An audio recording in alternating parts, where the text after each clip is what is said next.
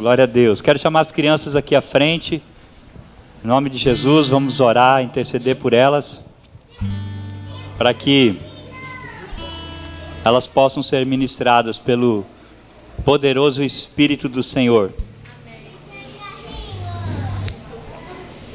Pelas mulheres abençoadas que vão ministrar a palavra de Deus.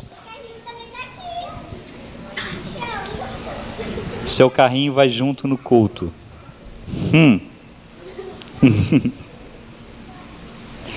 Glória a Deus. Estenda sua mão para cá, vamos interceder por elas.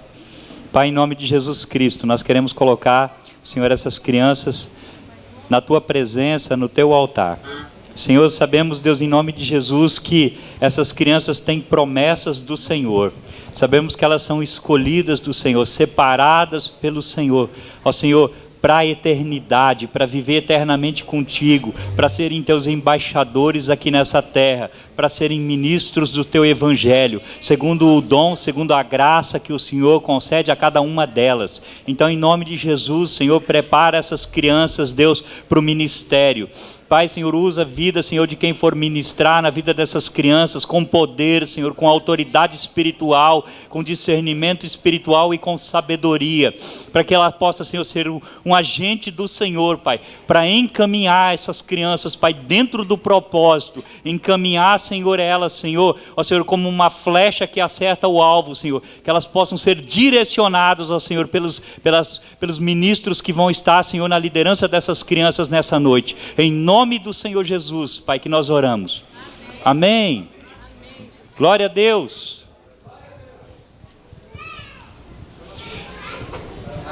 Vocês devem estar perguntando assim, mas o que é ministro? Ministro ou ministra?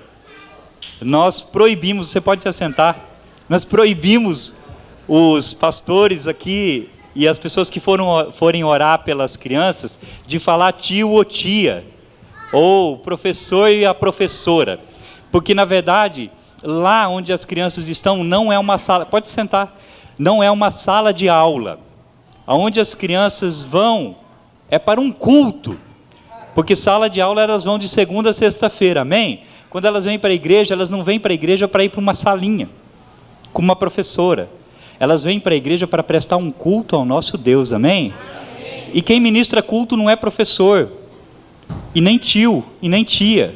Quem ministra um culto é um ministro levantado por Deus. Amém? E a origem da palavra ministro está muito deturpada, porque na origem vem do grego upereta. Então, upereta é um ministro. E upereta é aquele homem, você já viu algum filme que tinha algumas galés romanas? Sim, tem um filme chamado Ben-Hur, né? Tinham aquelas galés romanas. Então o ministro é aquele que vai remando embaixo, acorrentado naquelas galés. O ministro, ele tinha uma expectativa de vida de 3 anos. Depois disso ele não aguentava mais e era jogado ao mar para ser devorado por algum peixe. Então isso é ser ministro. Ser ministro é ser remador. É aquele que rema o barco. Porque se o ministro parar de remar, o barco não anda. Então todos nós somos ministros do Evangelho, amém? Ainda bem que a expectativa de vida nossa é maior do que 3 anos. Então, quando você vê alguém falando assim, fulano é ministro do Evangelho, ministro de louvor, é ministro, não tem nada de honroso humanamente falando a respeito desse título, tá? Mas para Deus é isso que nós somos, aqueles que remam o barco, onde Jesus é o comandante, é o capitão. Amém? Glória a Deus. Abra sua Bíblia no livro de Mateus, capítulo de número 26. Mateus 26. Um texto bem conhecido, Jesus no Getsêmani, quando ele estava na véspera da sua morte, sendo traído por Judas. E aí Jesus deixou um ensinamento tremendo, até no momento mais difícil da vida de Jesus, Jesus ensinava. Diz assim, então, verso de número 36, Mateus 26, verso de número 36. Foi isso que eu disse, né? Mateus 26, verso 36. Diz assim, então chegou Jesus com eles a um lugar chamado Getsêmani. E disse aos seus discípulos: assentai-vos aqui, enquanto vou além orar. E levando consigo Pedro e os 2 filhos de Zebedeu, que são Tiago e João, os filhos de Zebedeu, eles eram irmãos, começou a entristecer-se e a angustiar-se muito. Então lhes disse: a minha alma está cheia de tristeza, até a morte. Ficai aqui e vigiai comigo.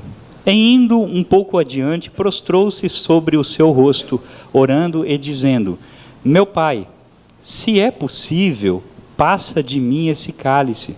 Todavia não seja como eu quero, mas como tu queres.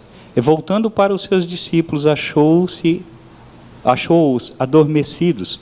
E disse a Pedro: então, nem uma hora pudestes vigiar comigo? Vigiai e orai, para que não entreis em tentação. Na verdade, o espírito está pronto, mas a carne é... Verso de número 41. Vigiai e orai, para que não entreis em tentação. Na verdade, o espírito está pronto, mas a carne é fraca. O nosso espírito está pronto. O nosso espírito está pronto para se encontrar com Deus. O nosso espírito foi refeito no dia que nós aceitamos Cristo Jesus, confessamos Ele como Senhor e Salvador das nossas vidas. O nosso espírito foi refeito, e o nosso espírito está pronto, ele não precisa de reparos, porque a obra que Jesus realizou na cruz do Calvário foi restauração total, amém? O nosso espírito está 100%, ele está pronto. Se você morrer hoje, o seu espírito está pronto para voltar para Deus, para você se reencontrar com o Criador, amém? Mas tem um detalhe: a sua carne é fraca, a minha carne é fraca. De fato, o nosso espírito está pronto, mas a carne é fraca. Ou seja, o que Jesus estava dizendo com isso? Pedro estava naquele momento com Jesus, e Jesus ia deixar Pedro sozinho, porque Jesus ia morrer, ia ser crucificado, e Jesus ia voltar ao Pai, e Pedro ia ficar só. E Jesus estava dizendo: Pedro, olha, você está pronto espiritualmente, mas a sua carne ainda é fraca, Pedro. Vigie e ore, porque se você não vigiar e não orar, você vai cair em tentação. Se você não vigiar e orar, você vai cair em tentação, porque a sua carne, a sua natureza pecaminosa ainda está em você, e você é fraco. Então todos nós, se Pedro foi repreendido por Jesus, foi repreendido por Jesus, Jesus dizendo para Pedro: Pedro, a sua carne é fraca, a minha carne é fraca e a sua carne também é fraca. Consequentemente, nós temos que orar e vigiar. Eu penso o seguinte, eu fiz mais ou menos uma matemática: 45% dos nossos problemas, isso com base nas visitas que a gente faz, eu consigo chegar a esse número. 45% dos nossos problemas são porque falta-nos oração. 45% dos outros problemas que nós temos são porque nos falta vigilância. E 10% efetivamente é porque Deus está nos provando. Mas a maioria dos nossos problemas são causados por falta de oração e falta de vigilância. Então o convite de Jesus é para que nós tenhamos uma vida de vigilância. Temos falado muito de oração, mas o convite de Jesus é para que nós tenhamos uma vida de vigilância. Nós precisamos ter discernimento das coisas que estão acontecendo à nossa volta. Na maioria das vezes a gente não consegue discernir, e nós passamos por lutas, e passamos por adversidades, e passamos por problemas, e tentamos solucionar de várias maneiras. Passamos a noite pensando, passamos a noite matutando, vamos pegando o problema, esmiuçando ele, trabalhando ele, e buscando formas e fórmulas para conseguir vencer, para conseguir superar, para conseguir nos livrar daquele problema, e verdadeiramente nada disso vai resolver, a não ser uma vigilância e um discernimento.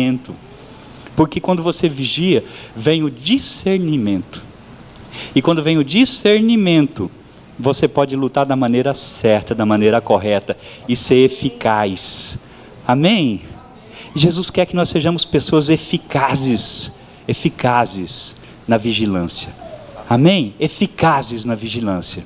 Para que a nossa vida de fé possa ser uma vida que rompe o sobrenatural de Deus. Amém? Fique de pé em nome de Jesus, vamos orar para que nós tenhamos um culto cheio da unção, cheio da glória de Deus, para que realmente essa vigilância em nós possa ser uma constante, para que pelo menos 45% dos nossos problemas sejam evitados só com a vigilância. Amém? Amém? Eu quero contar uma história para vocês antes de orar. Permanece de pé, desliga a luz, Davi. E contando essa história, eu vou pedir também intercessão. Amém? Um pastor amigo meu, ele disse que tinha um chamado muito grande para ser pastor em um centro de recuperação. E ele era pastor de uma grande igreja. Não o presidente, mas o vice-presidente desse ministério. E cuidava lá de 700 mil pessoas. Mas ele tinha um chamado para ir para um centro de recuperação, cuidar de um centro de recuperação. E um dia ele não resistiu a esse chamado e ele falou, eu vou para o centro de recuperação. Foi lá e acertou os detalhes, pediu a conta na igreja. E a mulher dele disse, você não vai se rebaixar a isso, você não vai para o centro de recuperação. Eu não vou com você, porque o salário vai ser muito pequeno. E olha só, você tem um status na igreja que você está, você vai... Não, e ele desistiu de ir para o centro de recuperação. Ele desistiu. E aí sabe o que aconteceu com ele? 2 anos depois, ele foi para o centro de recuperação, como interno. Porque ele acabou entrando em depressão, e acabou voltando a usar drogas, coisas que ele já tinha sido liberto há mais de 20 anos. Orai e vigiai, para que não caís em tentação. Orai e vigiai. Orai e vigiai. Jesus sempre mostra o caminho, amém? Mas nós temos que ser sensíveis à vontade dele. Nós temos que ser sensíveis ao apelo do Espírito Santo. E temos que ter um coração que vigia, discerne, ora e obedece. Amém? Quero pedir oração por esse pastor. Amém? E assim nós começamos o nosso culto. Eu não quero falar o nome dele. Amém? Pai, em nome de Jesus Cristo, Espírito de Deus, Pai, o Senhor conhece esse homem, Senhor. O Senhor sabe de quem eu estou falando, Senhor. Pai, em nome de Jesus, nós queremos interceder como igreja do Senhor essa noite. Vigiar, nós temos que vigiar, mas agora o nosso papel aqui é orar por ele, Senhor, para que o Senhor levante esse homem. Para que o Senhor levante esse homem, Senhor. Que o Senhor levante esse homem que não vigiou, Senhor, quando foi chamado pelo Senhor. Não vigiou, Senhor, ele caiu em tentação, ele entrou em tentação. Então, Espírito Santo de Deus, visita ele, Pai, com poder, visita ele com autoridade naquele lugar, Pai. Ó Senhor, e agora o Senhor pode levantar ele como pastor naquele centro, Pai. Agora o Senhor pode levantar ele, Senhor, como dirigente, como líder daquele lugar. É lá que o Senhor pode restaurar a vida dele. É lá que era o lugar que ele já deveria ter ido, Senhor. Mas por circunstâncias da desobediência, Senhor. Oh Deus, ele foi de uma maneira, Senhor, em dor e não, Senhor, por amor. Mas mesmo na dor, Senhor, o Senhor pode levantar ele naquele lugar. Espírito Santo de Deus, visita ele, papai. Visita a família dele, Senhor. Visita, Senhor, a esposa, Senhor. Visita os filhos. Pai, mas levanta esse homem, repreende essa depressão, Senhor, que tomou conta da vida dele. Que o Senhor possa estar revelando os teus projetos novos para ele. Pai, em nome de Jesus. O Espírito Santo nos dê uma noite, Senhor, cheia da tua unção aqui nesse lugar, Senhor. Porque nós estamos aqui, Senhor, porque nós estamos sujeitos à tentação. Pai, nós não estamos aqui não porque somos perfeitos, não porque somos melhores do que ninguém aí fora. Estamos aqui, Senhor, porque somos homens e mulheres que estão sujeitos à tentação todos os dias. Somos tentados todos os dias. E que o Senhor nos conserve, Senhor, vigilantes. Que o Senhor nos conserve na tua presença firmes, papai. Nós queremos te adorar, Jesus.